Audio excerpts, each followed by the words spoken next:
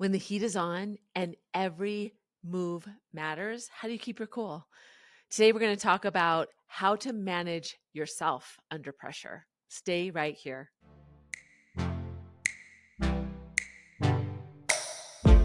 Hey, friends, I'm so glad you made the choice to be here today because such an interesting, important topic is pressure. And when I think about pressure, it is definitely in a high stakes situation, whether it is a negotiation, like a traditional negotiation when you're looking to purchase something or asking for a promotion or negotiating a new role, but also as leaders, pressure is really felt when there's too much to do. You don't have a lot of resources, when you have to work with somebody that you don't get along with or you don't trust.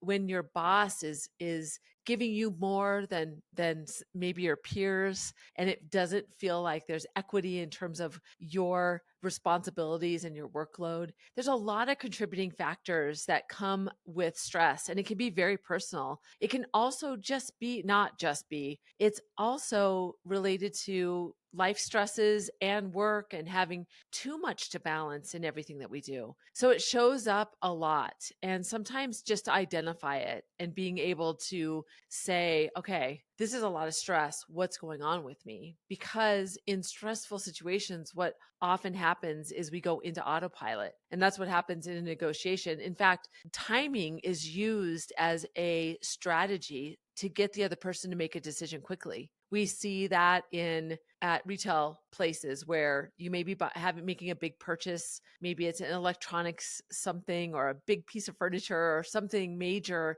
and you'll get pressure not to leave without making a decision. You're only going to get this deal if you stay here and you kind of sign on the dotted line. There's an intention with that because they know that with time, you won't have that urgency to say yes or to sign on the dotted line to get that, to make that purchase. So stress is used as a maneuver to get us to act.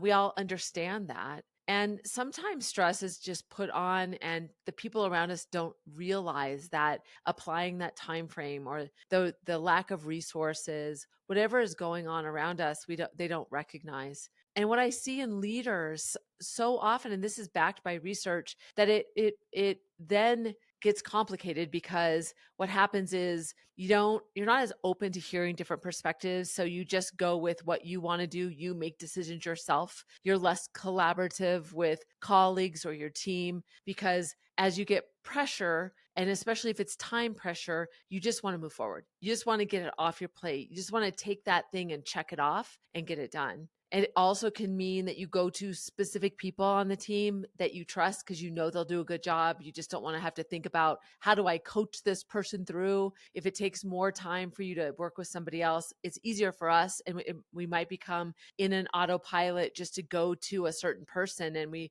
don't even recognize that habit that we go into.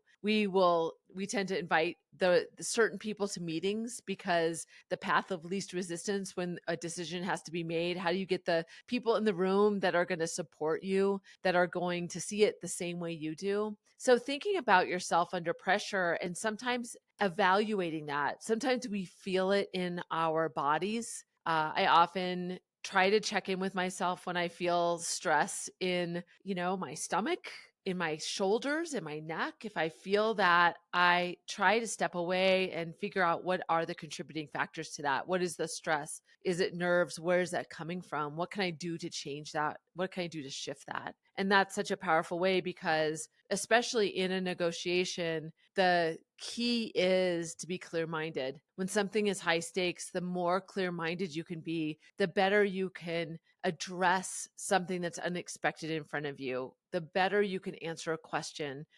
You can anticipate things, the more clear minded we are. And stress, that they say that when your body is under stress, your blood is taken away from your brain and it's sent to the muscles because it's trying to make sure that the vital organs are taken care of. And that doesn't help you much when you really need to be thinking clearly in the situation. So being aware of those stressful situations, what do you need to adjust, is really what we're going to talk about today. I've faced many of these in my work with clients as I've learned through their experience of their own stress and what it's done to them. I've seen people literally be paralyzed by stress, and then faced with simple decisions they need me to help them maneuver through. And in a negotiation, the stress of timing I felt, of pressure of getting the deal done because we don't have any other options. Stress can be a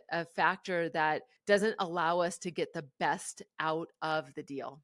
So when we come back, I'll share some stories around this to give you some context, but I want you to really think about what is going on for you that is full of pressure.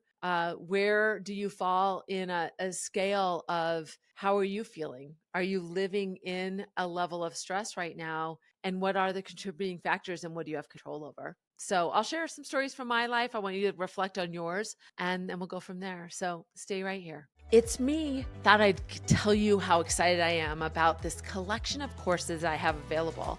It's all around the concept of adopting a negotiator mindset. And the only way to do that is to really understand what it's like to be a negotiator so that you can practice it in your everyday. I'm excited about this project because it's going to allow people to do this on their own time and go through the course at their own pace. If you want to learn more, go to SusieTomandChuck.com. I'd love for you to check it out. So when I think about being under pressure, I think about a lot of different stories from my past. And the first one I'll talk about is a negotiation that we were doing a highly technical installation with a major network. So we were in New York, we're at 30 Rock. This was years ago. So this isn't probably none of the people that were there then are there now, but we were going to do a big technical install, meaning we were going to manage a lot of their business, a lot of their broadcast channels. And so it was a considerable investment in terms of hardware that we were going to buy. We were going to have a lot of people as a part of the operation. So it was going to be labor intensive. So it was a big deal. It was a multi-million-dollar deal over several years. And so we had gone through many conversations, a lot of them technical, to get to this final 2 days of negotiations where we really sat down and looked at the numbers. And when I say looked at the numbers, you never really show exactly spreadsheets of everything that you're purchasing, but you think about what you're going to show as, I'm using air quotes, transparency of the pieces of the deal so you can come to a conclusion, and when you're talking about technology and you have engineers on both sides of the table, there's definitely a lot of knowledge share and there is just some natural transparency, because sometimes it comes down to who has the better deal with the vendors. And sometimes you have to be really careful about telling them about your deal, because that's another negotiation that is also a part of a contract that you have to be very careful with. So it was very complex in terms of information sharing. And we gave them our number at the end of the first day, and their head of procurement, who's very seasoned, was basically like, nope, you have to be 10% lower. This is not going to fly. So we left and called back to our home office, and had a strategy meeting about it. And our COO was convinced that they were bluffing, that it wasn't 10%. We were going to take 4% off, and that was going to be our final and best offer. And I remember, I was trying to convince him. I said, no, I really do think that this is what they're saying. They're being honest. And he was arguing with me because they couldn't be, because they know our costs, and there's no way they would want us to go so close with such tight margins. They're good business people. So I took his direction and went in there.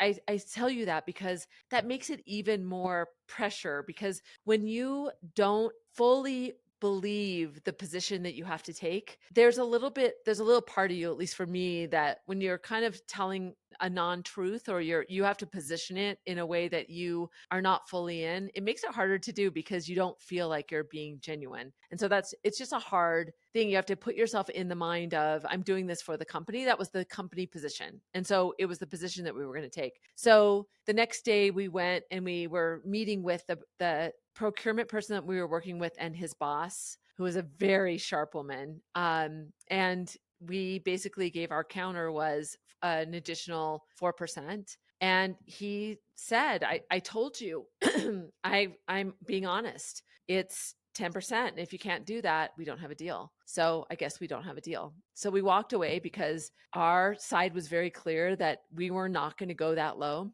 And I called back, and I tell this story because it was a lot of pressure on me and the people that were with me. I just happened to be the person that was saying the words. I was the one that had to position it for the company. And the COO just did not want to believe that he still felt like they were game playing. And I think a lot of it was a little bit of his ego, because he was wrong in that was their position. They weren't going to, he may have been right. They shouldn't have taken such a margin, but in his mind, they were still kind of like not being fair. And I could see it in their eyes. And the person I was with too said, yep, they were really firm on their position. So our COO got really mad. He wanted us to stay for the weekend. He wanted us to follow them in the train. He was saying that we needed to stay outside of 30 Rock and basically, do whatever we could to basically, kind of beg them to let us stay in it. And there does come a time where, if we went back one more time, we did either have to do it with our tail between our legs and say, we were wrong, we'll take your offer. And that's definitely a choice. They didn't want us to say that. He wanted us to still keep a position that we would still make some money on it. We wouldn't go to their 10%. So long story short, we didn't chase them. We didn't stay there, but his pressure, our pressure, all of it just allowed us. It was almost like we got in a mind think way that just transposing what they had said and trying to articulate that back home, and the nonverbals and whether we believed them, it was really, really hard. And pressure definitely got everybody in a different perspective. We weren't thinking clearly. Like having somebody say that they wanted us to chase them down, that was definitely not something you normally would do in business. So pressure really in that situation showed up in a lot of different levels, in a lot of different ways. And it really taught me that clear communication, positioning back to the home office in terms of what they said and being able to really help them see a clear picture. When I look back on that example, I think, was I really clear when we communicated back what their position was? Because maybe in the way I had related to that CEO, he missed something and didn't realize that if we wanted the deal, we would have to go to that number. So pressure shows up, and when you're in it, it's so difficult to really be able to think clearly. It really comes down to that research. I'm sure we've all seen it. I when you think about a high pressure situation you've been in and where your focus goes, they say that when you're under pressure, you focus on things that may not be pertinent to the conversation, like distractions.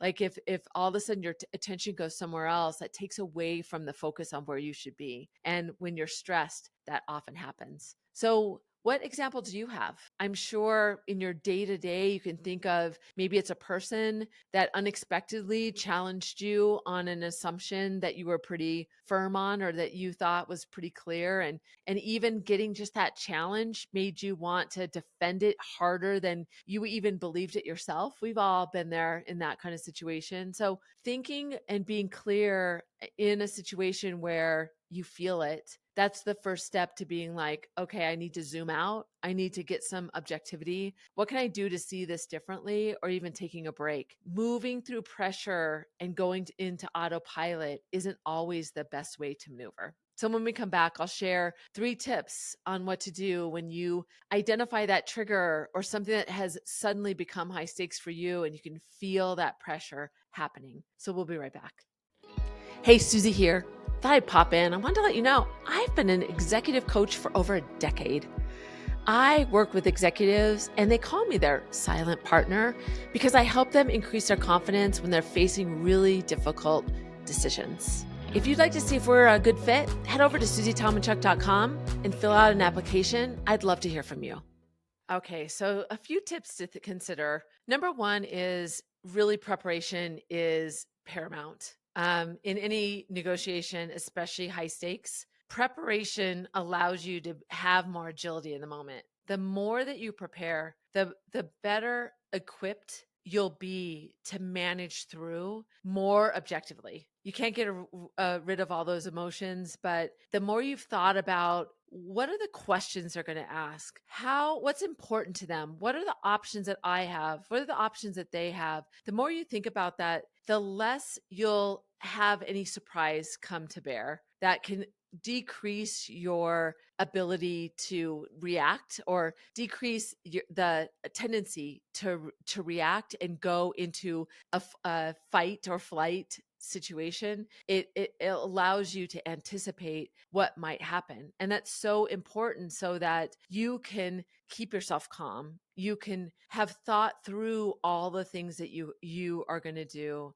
and even thinking about what are, in that example, we should have thought about what if they stay on their position, what if they come down a little bit and they want us to compromise, and being able to even go to the end and anticipate what are some of those barriers and what are some of our solutions to those. That way, in the moment, you don't get just a no and you walk away. So, prepare is key and so important to keep you objective. For our second tip, the second tip is when you feel those emotions coming on. And so, even preparing for those is key. But when you feel that, being able to identify it and saying, all right, to yourself, I feel triggered right now. I can see they're putting pressure on me. They're talking about timing. Timing, I know I have to go back and get some additional information. So, thinking in your head around and being able to identify, all right, I'm triggered. And even being able to say, if that happens to me, I may need to take a break. I may need to get my composure. What are you going to do? So, the second tip is really to identify that you're in a state of pressure so that you can make another choice. Because the third tip is the tactical pause. So, when you've identified that you, in the moment that you are triggered or there's pressure being put on you, even to say to yourself, okay, that condition just changed. They just put something else on the table that is applying a different parameter, like timing, like another piece of the deal that you hadn't anticipated that they threw at you that was a surprise. So taking a tactical pause, because when we go into autopilot, we might want to just get out. We may just get nervous and not have a strong position anymore because we're not able to make that position anymore. So taking a pause, even taking a note, like literally writing down a note, even if it looks like you're taking a note and it might just be your way of saying to yourself, how do I get some composure? What do I need to ask for next? Even thinking, should I take a break? And if saying that was unexpected for me, I need some time to think this through so that I can help us come to an end that will work. So the three R is prep. Prep is essential. Looking at it from all angles, the more you can do, the more agility you can practice in the moment. The second is to identify when the pressure is felt, whether it's a feeling in your body, whether you can just feel that tension coming and you start to get cloudy, identifying that so you can make a shift. To the third, practicing tactical silence, taking a moment for yourself, deciding what you need to do, taking that pause so that you don't negotiate a bad deal because you're just like fight or flight, get in, make bad decisions and maybe not get a good deal, or you just leave before you're ready, or you've gone through all of the iterations that you needed to. So important to be thoughtful around these situations. And even when it's a low stakes situation that takes a turn, that suddenly becomes high stakes, having these these habits, these things that you click into to say, all right, here it is. It's high pressure. I need to identify it's high pressure. What am I going to do? Even starting with tip 2 and 3 in the moment if you need to. Whew, it's a lot. Pressure is hard. So I want you to think about, what are you going to put into place? What are you going to do differently that you haven't been doing when you face a high pressure situation? What has been your tendency? Do you go in and fight, or do you get out as quick as you can? What do you need to shift so that you can get yourself to stick into it longer when you need to? So when we come back, we'll talk about, what are you going to commit to? What are you going to stop, start, or continue? Hi, Susie here. One of the things that I love is I facilitate team conversations, whether it's talking about high stakes, how to advocate for one another. So if you're a leader and you want to bring your team together, you want to level them up, help them really bond together and increase their confidence as a whole, contact me. Go to SusieTomachuk.com, tell me a little bit about your team, and I'll be in touch. All right, this is where it happens. This is where the rubber hits the road. As an executive coach, I talk all the time to my clients about, it's not just understanding these concepts, it's like it is putting them in practice. So stop, start, and continue is such a great framework to think about and force yourself to think about what you will stop, start, and continue as it relates to being in situations of pressure. And the first thing that I was laughing at myself around is I wanted to just stop being in those situations. And yeah, that would be great, right? It would be great if we just didn't have that thing. But it made me realize that sometimes I create a pressure filled situation by procrastinating in preparing for something. So I'm going to stop. I think that if I can stop procrastinating on something that, if for me, an engagement that makes me nervous, and it becomes so much higher pressure if I don't give myself enough time to get ready for it. So I'm going to stop doing that. I'm applying my own valve that inserts pressure. So not good. I'm going to stop doing that. What are you going to stop doing? What I'm going to start doing is, in the moment, when I talked about that last tip about what are you going to do, that pause, I'm going to start using that more and giving myself permission to make adjustments in the moment if I feel triggered and I feel like I'm not clearly thinking. Do I need to get out of it? Do I need to give myself more time? I, as an extrovert, often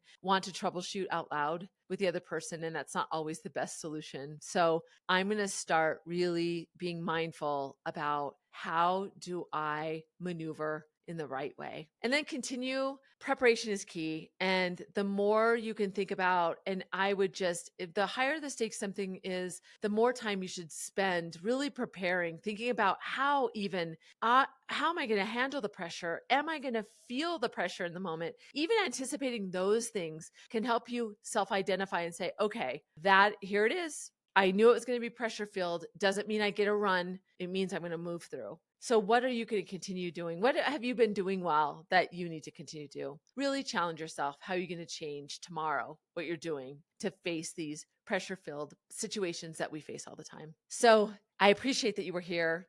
I know that you needed to hear one of these tips. You're here for a reason. So if you want to learn more about me or reach out, I'd love to hear from you. What is your example, or what do you want me to cover in this podcast? Just go to negotiationlove.com. Love to hear from you. I'd love to hear what your takeaway is. What is your aha? Thanks to those who do that. So remember, negotiation is more than a skill, it's a mindset. And until next time, I'll see you then.